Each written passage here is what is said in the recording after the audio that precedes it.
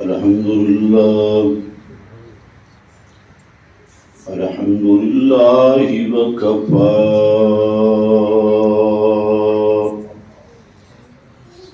والصلاة والسلام على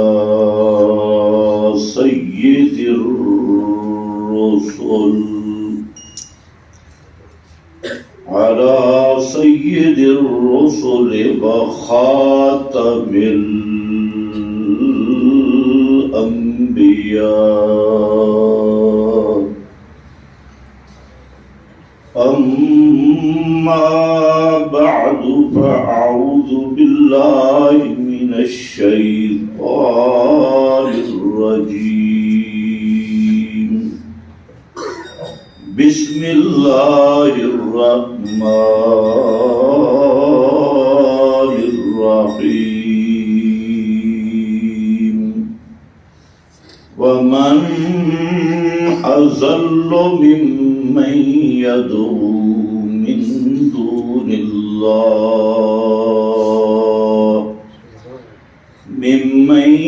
يدعو من دون الله من لا يستجيب له إلى يوم القيامة وهم عن دعائهم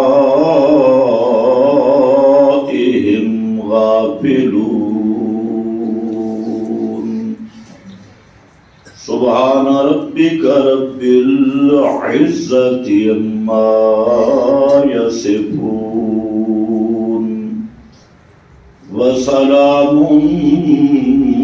على المرسلين والحمد لله رب العالمين۔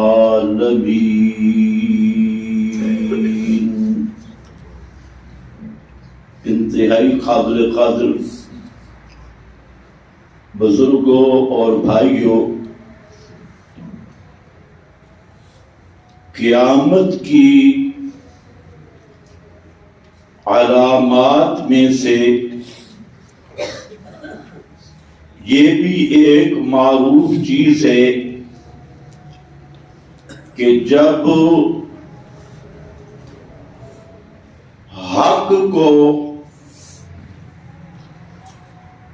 باطل سمجھا جائے اور باطل کو حق کے روپ میں پیش کیا جائے، جھوٹ کی قدر کی جائے اور صدق کو، سچائی کو جرم سمجھا جائے، معروف منکر سمجھا جائے اور منکر کو معروف بنا دیا جائے۔ قرآن کریم نے اس مسئلہ کی وضاحت کی ہے تزین تزیین سے کہ شیطان جب آدمی کے دل دماغ پر پورا قبضہ جما لیتا ہے تو اس انسان پر پہلا عذاب یہ ہوتا ہے کہ حق اور باطل کی پہچان ختم ہو جاتی ہے، سچ اور جھوٹ کا فرق ختم ہو جاتا ہے، نیکی بدی معلوم ہوتی ہے اور بدی نیکی معلوم ہوتی ہے۔ یہ ایک پورا عنوان ہے جو احادیث میں بھی مفصل بیان ہوا، قرآنی اشارات بھی اسی طرح پہ، جیسے حدیث حذیفہ اور بھی بہت ساری احادیث ہیں۔ تو بہرحال آج جس دور سے ہم گزر رہے ہیں سب سے بڑا فتنہ یہی ہے کہ خوبصورت عنوانوں کے ساتھ، سنہری رنگ کے ساتھ باطل کو پوری سج دھج کے ساتھ پیش کیا جا رہا ہے اور جو حق ہے اس کے اہل بھی تھوڑے ہیں، بیان کرنے والے بھی تھوڑے ہیں، اور جو جھوٹ اور کذب ہے، ملمہ سازی، کتمان ہے، اس کی پوری دنیا میں کثرت ہے۔ پوری دنیا دیکھ لے تو اکثر لوگ پریشان ہوتے ہیں کہ ہم کریں تو کریں کیا۔ تو اس لیے یہ بات ذہن میں رکھ لو، حق اور باطل کا میزان قرآن مقدس ہے۔ اگر کوئی حق کو حق کے طور پہ دیکھنا چاہتا ہے اور باطل کو باطل کے طور پہ دیکھنا چاہتا ہے تو وہ قرآن مقدس کے ساتھ چنگل لگائے گا، مضبوط رہے گا، اور باقی ساری چیزیں مانے گا قرآن کے تابع کر کے، اور مطبوع مانے گا، اصل الاصول مانے گا، حاکم مانے گا، تو وہ کتاب اللہ کو۔ اب پہلے تو دوسرے لوگ تھے، مثلا ہمارے وہ ریونڈی جماعت جو خالصتاً ایک دجال کا ترجمان فرقہ ہے اور دجالی مشن پہ کام کرنے والا فرقہ ہے۔ اب وہ کس رنگ میں آئے مسلمانوں میں کہ اکثر لوگ کہتے ہیں ان مقدس بھیڑوں کو چھیڑا ہی نہ جائے، ایسی کوئی مقدس بھیڑیں ہیں کہ ان کی بات ہی نہ کی جائے۔ ہم نے اللہ کے فضل سے اشاعت التوحید میں سب سے پہلے آواز بلند کی تھی کہ یہ دجالی گروہ ہے، اور کتاب و سنت کے مد مقابل ایک گروہ ہے جن کا مقصد قرآن سے دور کرنا، اقامت توحید سے دور کرنا، توحید خالص سے دور کرنا، علماء ربانیین سے دور کرنا، اور جہاد سے دور کرنا، کعبۃ اللہ سے دور کرنا۔ جتنے مشن اسرائیل کے ہیں دجال کے، وہ سب کے سب علی وجہ الاتم ان کو مسلمانوں میں پھیلانے کے لیے وہاں اوریجنل یہودی لانے کی ضرورت نہیں ہے، یہ ان کے مشن کے پورے پاسبانی۔ اس پہ بڑے لوگوں کو غصہ آتا تھا کہ یار یہ تو ان بھیڑوں کو بھی نہیں چھوڑتا، وہ بیچارے تو کسی کو کہتے کچھ نہیں، وہ تو کہتے ہیں دوستو بزرگو اللہ خالق ہے، اللہ مالک ہے، اللہ رازق ہے، اللہ نے آسمان بنایا، زمین بنائی، وہ تو یہ توحید نہیں تو اور توحید کیا ہوتی ہے؟ یہ توحید تو ابو جہل والی ہے۔ اتنی تو ابو جہل مانتا تھا، مشرکین عرب مانتے تھے۔ آج الحمدللہ اس کی تصدیق آ گئی، پورے سعودی عرب، حرمین میں پہلے بھی پابندی تھی، پوری سعودی عرب میں حکومتی طور پر اس دجالی گروہ پہ پابندی لگ گئی۔ سعودیہ کے اس اقدام کو ہم سلام پیش کرتی ہیں، سبحان اللہ، اور جس بنیاد پہ لگائی کہ یہ اہل بدعت کا فرقہ ہے، یہ بدعتی ہیں، ہم بالکل تائید کرتے ہیں یہ صرف بدعتی بھی نہیں، یہ شرک کے مریض بھی ہے، ان کے اندر شرکیات بھی ہے۔ اور اب کوئی ریونڈی وہاں پکڑا جائے تو ہمارا مطالبہ ہے، چونکہ پابندی لگ چکی ہے تو اس کی سزا جو ہونی چاہیے وہی ہونی چاہیے جو بدعتیوں کی ہوتی ہے یا مشرکین کی ہوتی ہے۔ بے شک اب بیچارے سعودی حکومت کو گالیاں دے رہے ہیں، پہلے تو کہتے ہم تو کسی کو گالیاں نہیں دیتے، اب کبھی کہتے ہیں بڑے ظالم ہیں، اور کچھ مولوی ملونٹے شروع ہیں، وہ جی یہ تو تبلیغ تو انبیاء نے کی۔ میں نے کہا انبیاء نے کون سی تبلیغ کی؟ وہ تبلیغ لاؤ نا جو انبیاء نے تبلیغ کی۔ یہ تو انبیاء کی تبلیغ پر ایسے پردے ڈالنے والے ہیں ترویج کے، تو اس پہ لگے ہیں جی تبلیغی جماعت، توبہ توبہ توبہ، اس پہ دلائل دیے جا رہے ہیں. انبیاء نے تبلیغ کی، بلغ، قرآن نے تبلیغ کا، میں نے کہا آگے بھی پڑھ، بلغ ما انزل الیک من، انبیاء نے تبلیغ کی، خالص توحید کی، کوئی اللہ باللہ نہیں.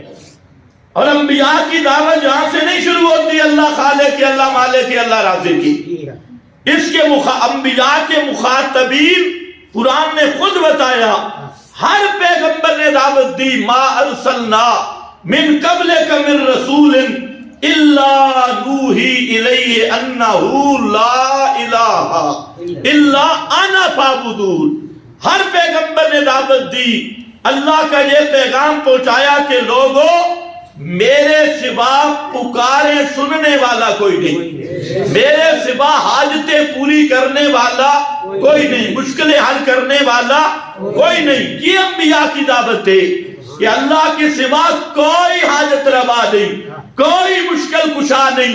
امام الانبیاء بھی پکارے سننے والے نہیں، باقی انبیاء بھی پکارے سننے والے نہیں. کائنات میں پکار سننے والا ما فوق الاسباب یہ خاصہ ہے صرف اللہ کا، اللہ کے سوا یہ کسی کی شان نہیں. یوں کر کے بیان کرو. اور تبلیغ کیا ہوتی ہے؟ تبلیغ ہوتی ہے قرآن مقدس کی.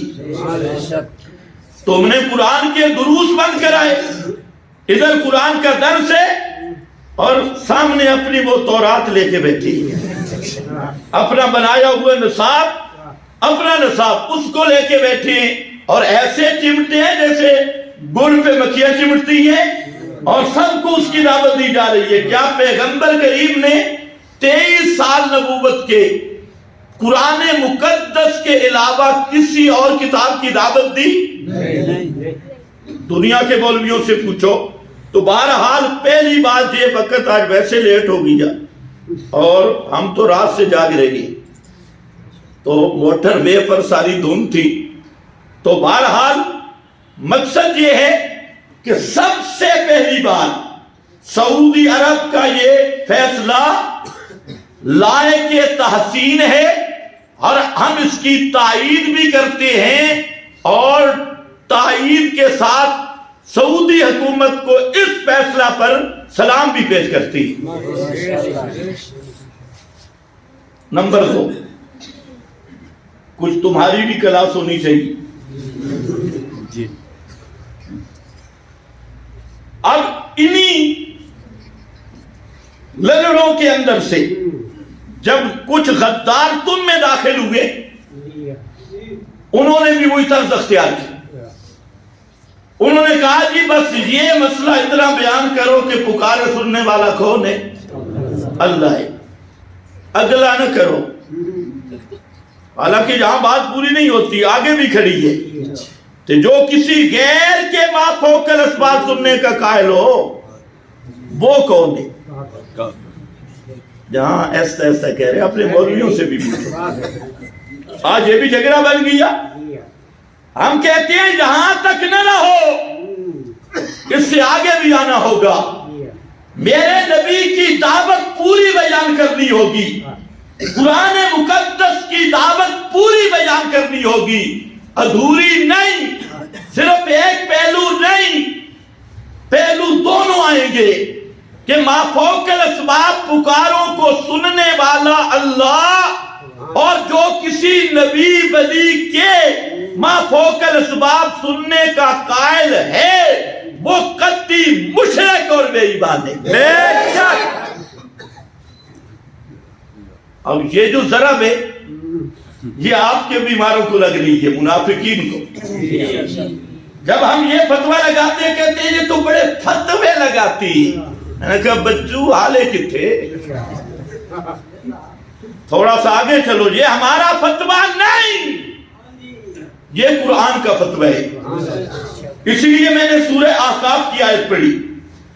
قرآن مقدس نے اس فتوہ کو کئی رنگ میں بیان کیا. سورہ احقاف وہ ہے جس میں رنگ بدلا قرآن نے، کیونکہ وہ پیچھے سے ایک مضمون آ رہا تھا. مضمون چلا تھا سورہ زمر سے، اور وہاں مضمون تھا فَاعْبُدِ اللَّهَ مُخْلِصًا لَهُ الدِّينَ، اور پھر آگے یہ مضمون آ گیا حامی مومن میں، حامی مومن بنیاد بن گئی، اور اس فَاعْبُدِ اللَّهَ کی وہاں پر اللہ نے خود تفسیر کر دی، فرمایا فَادْعُوا اللَّهَ مُخْلِصِينَ لَهُ الدِّينَ هُوَ الْحَيُّ لَا إِلَٰهَ إِلَّا هُوَ فَادْعُوهُ مُخْلِصِينَ لَهُ الدِّينَ قَالَ رَبُّكُمْ ادْعُونِي أَسْتَجِبْ لَكُمْ۔ یہ سارا تینوں آیات سورہ حامی مومن میں آئیں، تو سورہ حامی مومن کا دعوی یہ رکھا کہ اے لوگو، پکار کے لائق وہ صرف اللہ ہے، اللہ کے سوا کوئی بھی پکار کے لائق نہیں۔ یہ دعویٰ تھا سورہ حامی مومن کا۔ اس سورہ حامی مومن کے بعد 6 صورتیں لائی گئی، 6 صورتیں، اور ان 6 صورتوں میں 6 شبہات کا جواب، 6 شبہات جو اسی مسئلہ پہ ہوتے تھے۔ وہ جی کہتے تھے ہمارے بزرگوں کی کتابوں میں اللہ نے فرمایا یہ سب باغیوں کی لکھی ہوئی ہے، باغی ملا نے لکھی ہے۔ وہ جی چلو سفارش کرتے ہیں، فرمایا قُلِ اللَّهِ الشَّفَاعَةُ جَمِيعًا، شفاعت کے بھی سارے اختیارات اللہ کے پاس ہیں۔ اچھا جی کوئی نہ، صرف اتنی تو مان لو نا، سن لیتی فرمایا اِنَّهُ هُوَ السَّمِيعُ، سننے والا بھی صرف اللہ، جاننے والا بھی صرف اللہ۔ اچھا جی ان کے ناموں میں برکت تو ہے نا، ان کے ناموں کا وظیفہ کرتے ہیں، کچھ نہ کچھ تو مل جاتا ہے۔ فرمایا اب سنو، مسئلہ واضح ہو گیا، حامی مومن میں بھی دلائل کے ساتھ کہ پکار کے لائق اللہ، بعد والی صورتوں میں بھی دلائل کے ساتھ کہ پکار کے لائق اللہ۔ اب فرمایا میرا پیغمبر اب ٹھوک کے فتویٰ لا۔ سورہ احقاف میں اب مسئلہ بعد میں تھے، فتویٰ پہلے، کیونکہ دلائل سے مسئلہ بیان ہو چکا ہے۔ ایک تو ان کو چیلنج کر اور کہ قُلْ أَرَأَيْتُمْ مَا تَدْعُونَ مِن دُونِ اللَّهِ، ان کو چیلنج کر کے کہے کہ او مشرکو، او منافقو، بولو تدعونا، جن کو تم پکارتے ہو اللہ کے سوا یا پکارنے والوں کی سپورٹ کرتے ہو، ان کے وکیل بنتے ہو، تم بھی آؤ، پکارنے والے بھی آئیں، ان مشرکوں کے وکلاء بھی آئیں، ان کی تائیدیں کرنے والے۔ اور فرمایا اس پر ارونی ماذا خلقوا من الارض، ذرا اس جگہ پہ انگلی تو رکھو کہ اتنی بڑی زمین ہے، کون سا حصہ ان بزرگوں نے بنایا ہے؟ کیسا چیلنج ہے؟ کوئی ایک حصہ بتا دو، جز یا ریت کے ایک دانہ بتا دو جو تمہارے بابوں نے بنایا ہو۔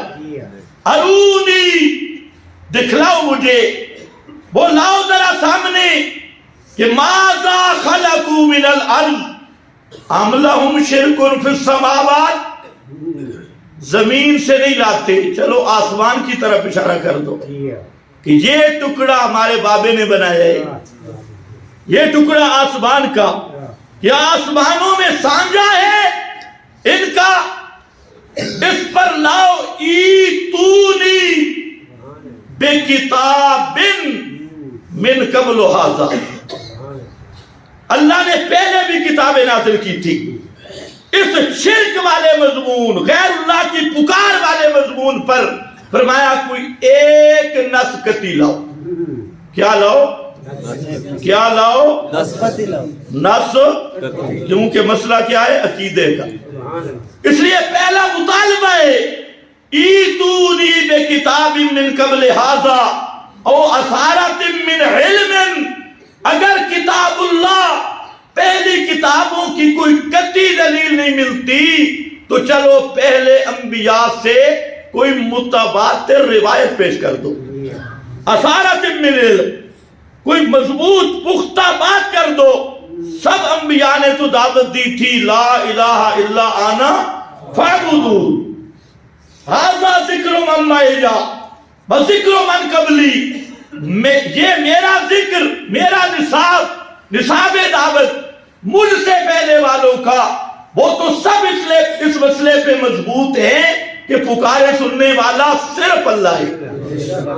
اب تمہارے اندر جرأت ہے تو ایتونی بکتاب من قبل ھذا، اس پہ کوئی کتاب اللہ کی دلیل ہے وہ لاؤ پہلی کتابوں کی، اور وہ نہیں مل سکتی تو چلو دوسرا آپشن بھی ہے، او اثارت من علم. اس کے دو معنی کیے مفسرین نے. ایک معنی یہ کیا کہ انبیاء سے سینہ بسینہ چلتی ہوئی کوئی ایسی خبر ہو، اثارت من علم، شٹلیات نہ ہو، یہ نہ ہو کیا تکیلا حکایت کیا گیا، تکیلا کہا گیا، تے روبیا تے راوی نے بیان کیا، جس راوی کے نہ باپ کا پتہ نہ خاندان کا پتہ، فلانے نے بیان کیا. مجہولوں سے نہیں، روبیا نہیں، کیلا نہیں، حکیا نہیں، لاؤ من علم، ایسی سند لاؤ جو قطعی الثبوت بھی ہو، قطعی الدلالت بھی ہو. نس قطعی لاؤ. ایتونی بکتاب من قبل ھذا، یہ ہے انبیاء کی دعوت، قرآن کی دعوت. لاؤ کتاب من قبل ھذا، اس قرآن سے جو پہلے آئی ہو، اور اس میں غیر اللہ کی پکار والا مسئلہ موجود ہو. او اثارات من علم ان کنتم صادقین. سبحان اللہ. اگر ہو تم سچے اور جھوٹے ہو، ان کنتم صادقین، اگر تمہارا دعویٰ سچ والا ہے. تم نے اس کا نام رکھا ہے محبت، عشق تھا شرک، عنوان رکھا محبت، اور عنوان رکھا، غداروں نے عنوان رکھا مصالحت. اے جی ہماری، ہم تو خیر خواہیں صلح کرنے والے ہیں، وہ شرک کر رہا ہے، یہ اس کی سپورٹ کر رہا ہے. جیسے مشرک مجرم ہے، اسی طرح مشرکوں کا وکیل بھی مجرم ہے.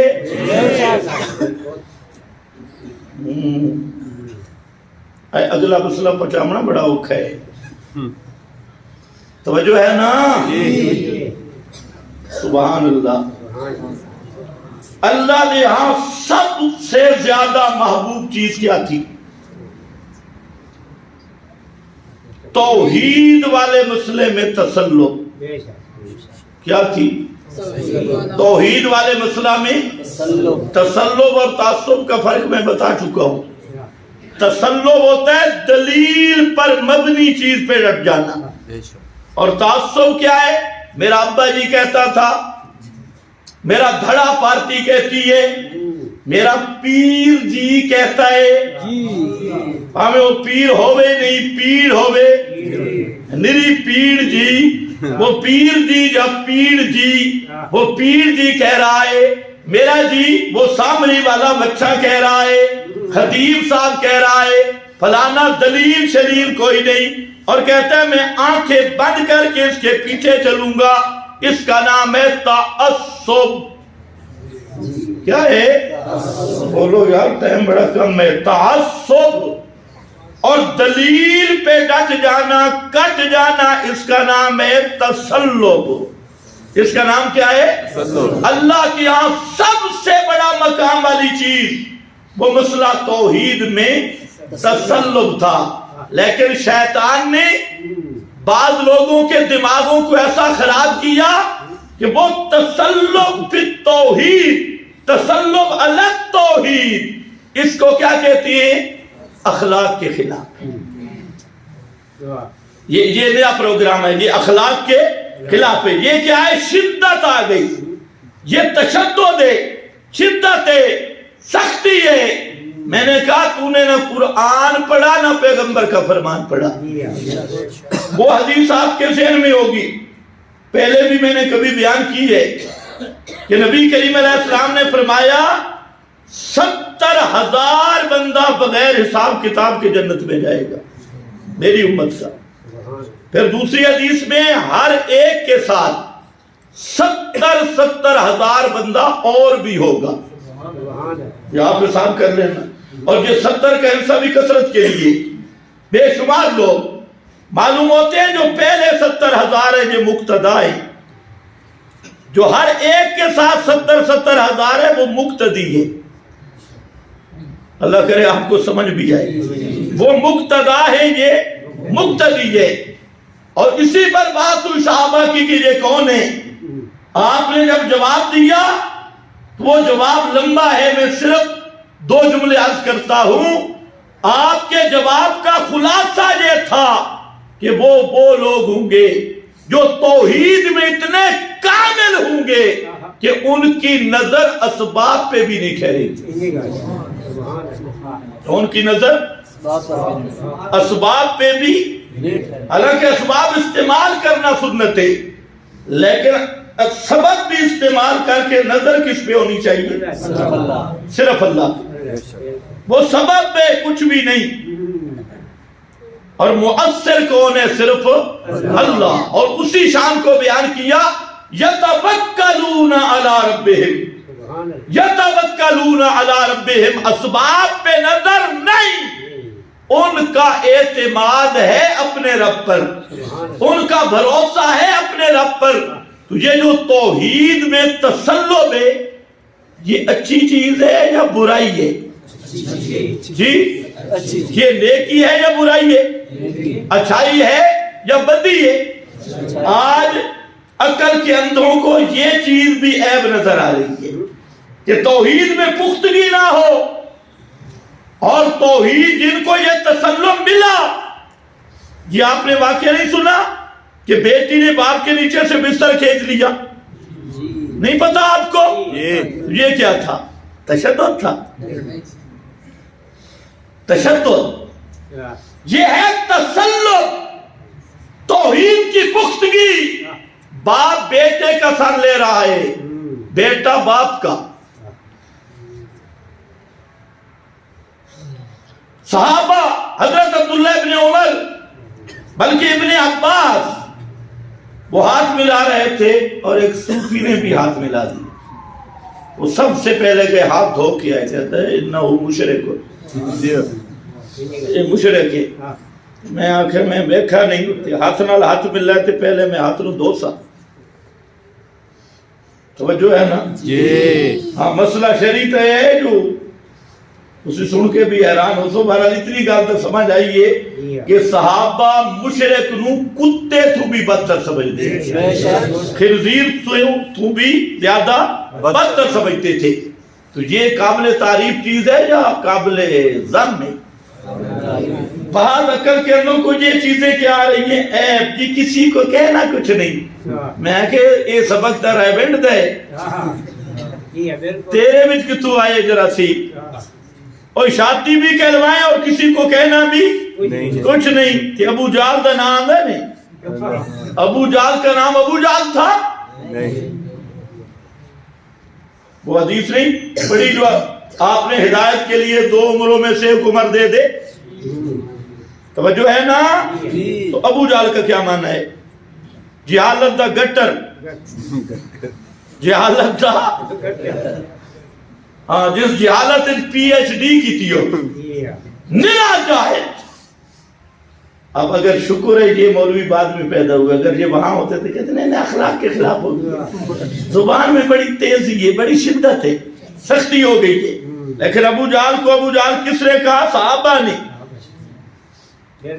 اب انہوں نے سختی کی ہے نہیں، کہتے ہیں کسی کو کہنا کچھ نہیں چاہیے. تو پھر ابو جال کو بھی ابو جال نہیں کہنا چاہیے، ابو لہب کو بھی ابو لہب نہیں. ایک مولوی مجھے کہتے ہیں کہ آپ سختی بڑی کرتی ہیں. میں نے کہا سورۃ اللہب سنا، ساتھ ترجمہ بھی کر کہ تبت یدا ابی لہب. میں نے کہا میں نے تو کسی مولوی کی گھر والی کا نام نہیں لیا، یہاں قرآن تو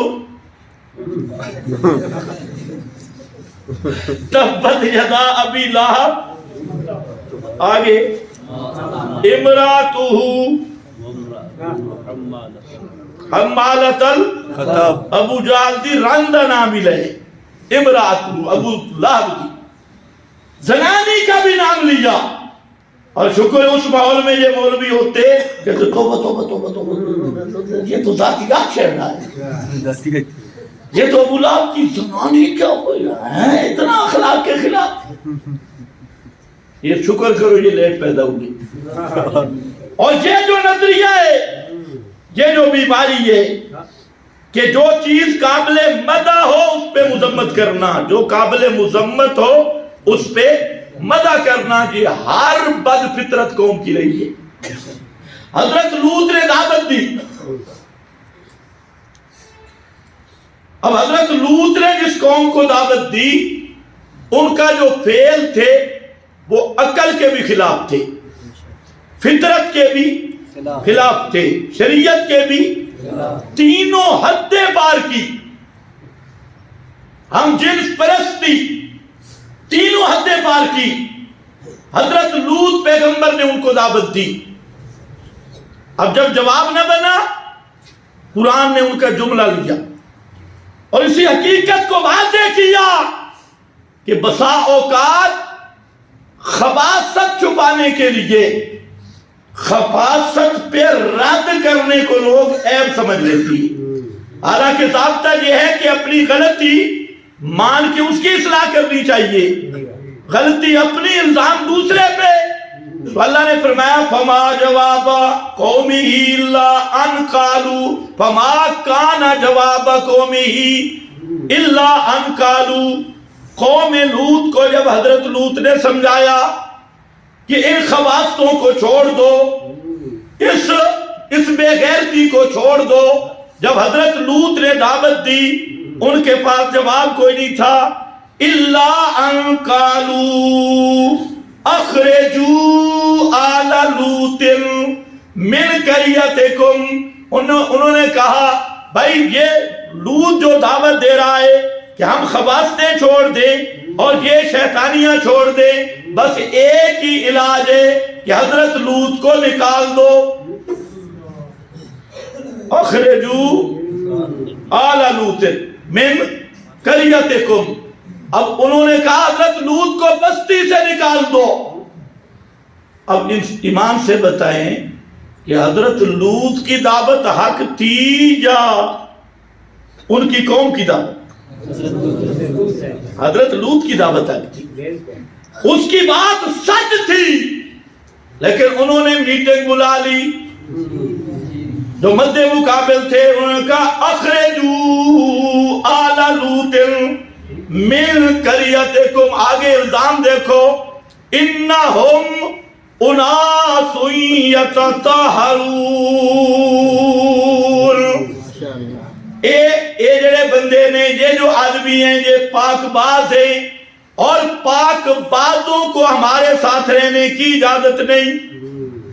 یہ ہمارے والی خباثتیں نہیں کرتے، اس لیے ان کو ہماری جماعت کے ساتھ رہنے کی اجازت نہیں. اخرجوا آل لوط.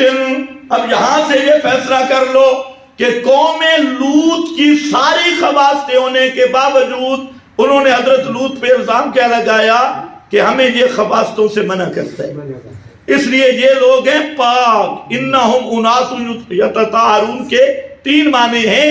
ایک معنی یہ ہے کہ یہ لوگ ہیں پاک، ہماری خباثتوں میں شریک نہیں ہوتے، اس لیے ہم خبیثوں کے ساتھ رہنے کی ان کا حق نہیں. اخرجوا آل لوط. اللہ نے فرمایا ذرا نکالو لوط علیہ السلام کو بستی سے نکالو، اور جو تم ہو خبیث تو اپنے دل بھی گر لو. تم نکالو گے بستی سے اور میں تمہیں نکالوں گا پوری دنیا سے، دنیا سے نکال کے جہنم کا ایندھن بنا دوں گا. تو اللہ نے یہاں پر یہ مسئلہ بھی بتا دیا، جب عقل و فطرت مسخ ہو، معروف منکر، منکر معروف، نیکی بدی، بدی نیکی، حق باطل، باطل حق، قابل مدح قابل ذم نظر آنے لگے تو پھر اللہ کا دوسرا عذاب ہوتا ہے مہر جباریت، جس کا آخری اسٹیشن جہنم ہے۔ دعا کرو اللہ سب کو محفوظ رکھے۔ خیر آؤ، مسئلہ کیا ہے؟ وَمَنْ أَضَلُّ مِمَّن يَدْعُو مِن دُونِ اللَّهِ، یہ ہمارا فتویٰ نہیں، یہ قرآن کا فتویٰ ہے، اور اس فتویٰ کے مقابل پیر آئے تب بھی بے ایمان، ملا آئے تب بھی بے ایمان، کوئی خطیب آئے تب بھی بے ایمان۔ یہ قرآن کا فتویٰ ہے، اور قرآن کیا کہتا ہے؟ وَمَنْ أَضَلُّ مِمَّن يَدْعُو مِن دُونِ اللَّهِ، اس سے بڑا گمراہ کوئی نہیں جو پکارتا ہے اللہ کے سوا ان ہستیوں کو مَن لَا يَسْتَجِيبُ لَهُ إِلَىٰ يَوْمِ الْقِيَامَةِ، جو قیامت تک اس کی پکار کا جواب نہیں دے سکتے۔ وَهُمْ عَن دُعَائِهِمْ غَافِلُونَ، ان کو ان کی پکار کا پتہ ہی کوئی نہیں۔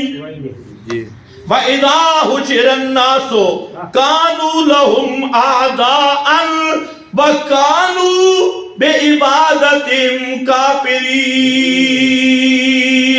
قیامت کے دن وہ نیک بزرگ ان مشرکوں کے دشمن بن جائیں گے اور کہیں گے ما کنتم ایانا تعبدون۔ یہاں دیکھیں یہ فتویٰ قرآن میں ہے یا نہیں ہے؟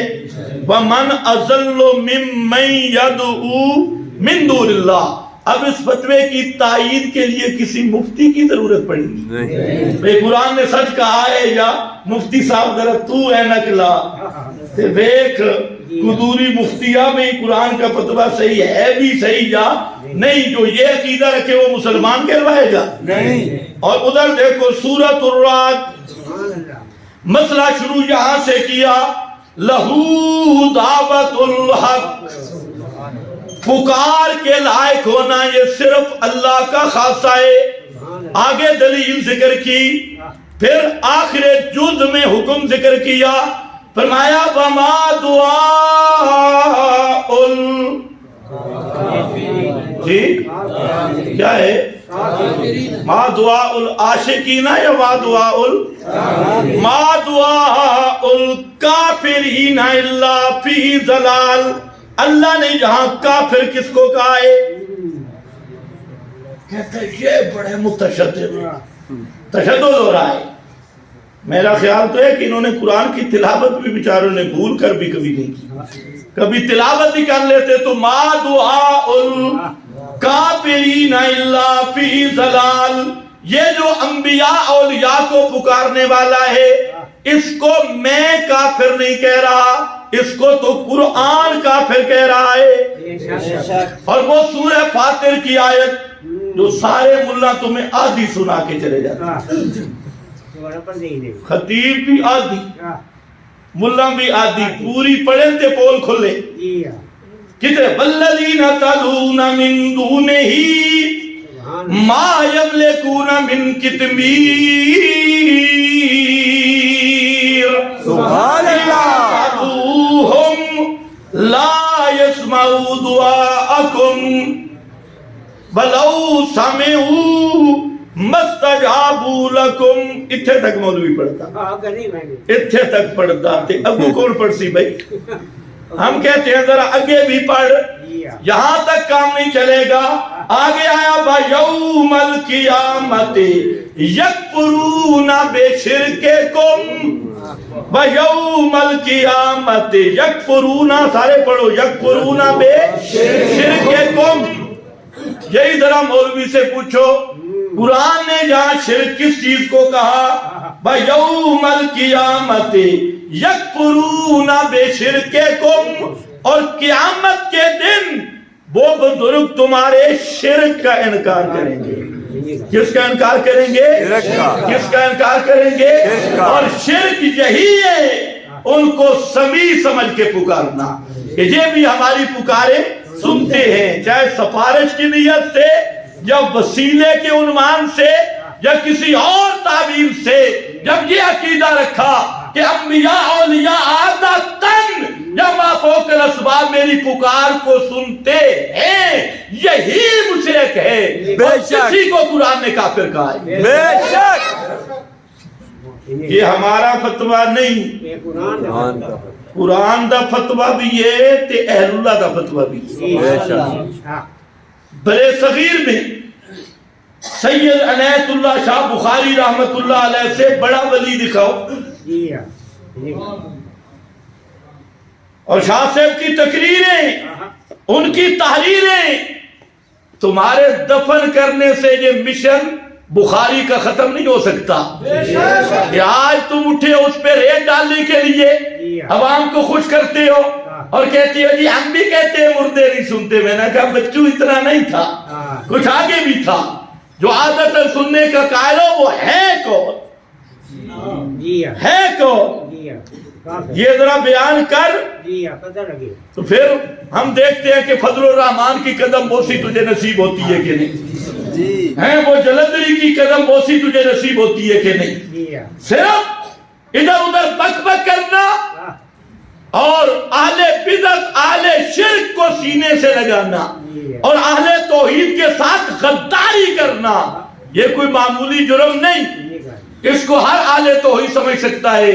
1000 پردے ڈالو، وہ چند للو جو تمہیں صرف ایک ہی نعرہ جیوے جیوے تھے مرے مرے، بس پھر وہی پکایا ہوا ہے جن کو نہ توحید کا پتہ نہ سنت کو، تو ان جاہلوں کو تو تم اپنے اردا گرد جمع کر سکتے ہو، لیکن جس کا ذہن توحید والا ہو، کتاب و سنت والا ہو اور قرآن و سنت والا ہو، وہ تو تمہاری شکلوں سے بھی متنفر ہوگا تمہارے فعل کے۔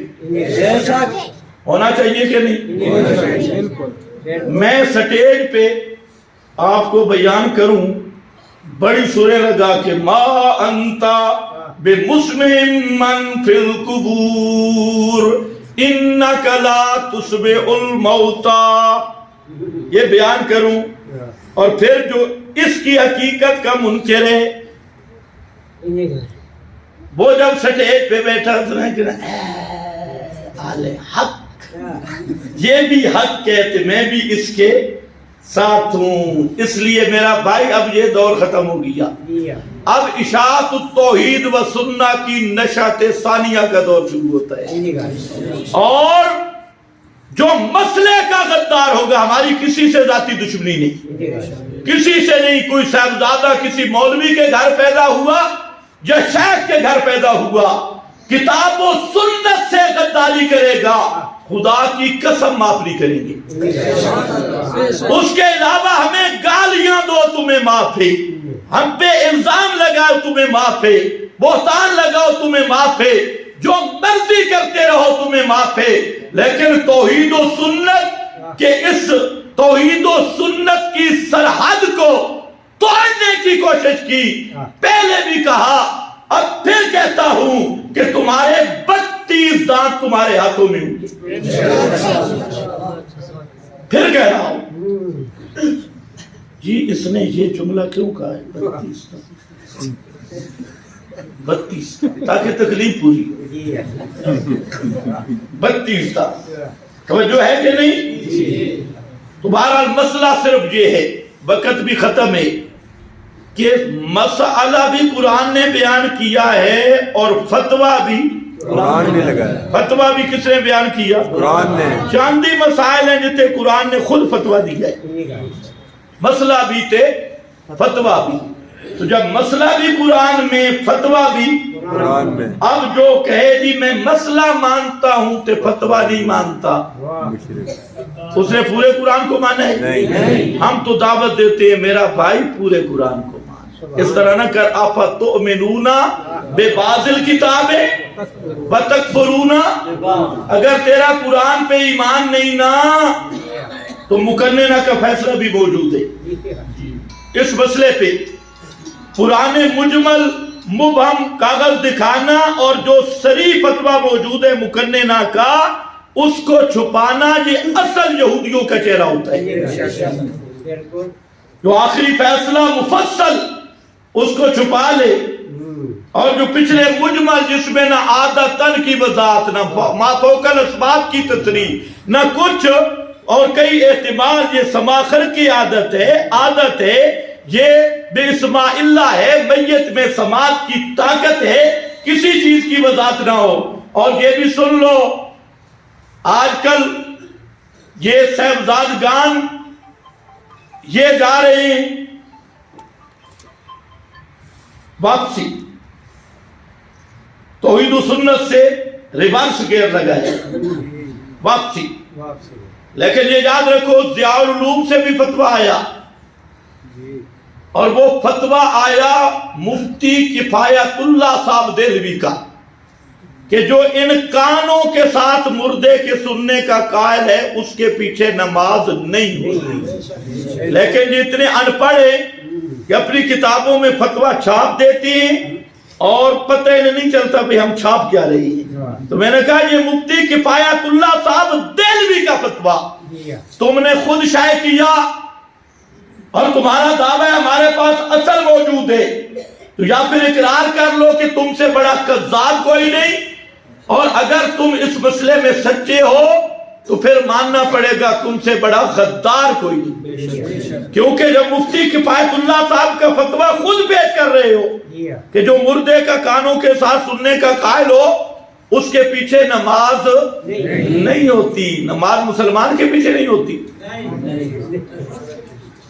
مسلم امام کے پیچھے نماز نہیں ہوتی، یا مشرک کے پیچھے نہیں ہوتی، وہاں لکھا ہے نماز نہیں۔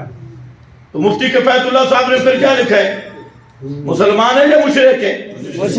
اور یہ ضیاء العلوم سے کئی بار چھپا ہے کتابوں میں، اور اب بیٹھ کے کہنا یہ جی تشدد ہو گیا، یہ سختی ہو گئی، یہ فلانی ہو گئی، اپنی اداؤں پہ ذرا خود غور کر لو۔ ہم اگر عرض کریں گے تو شکایت ہوگی۔ وآخر دعوانا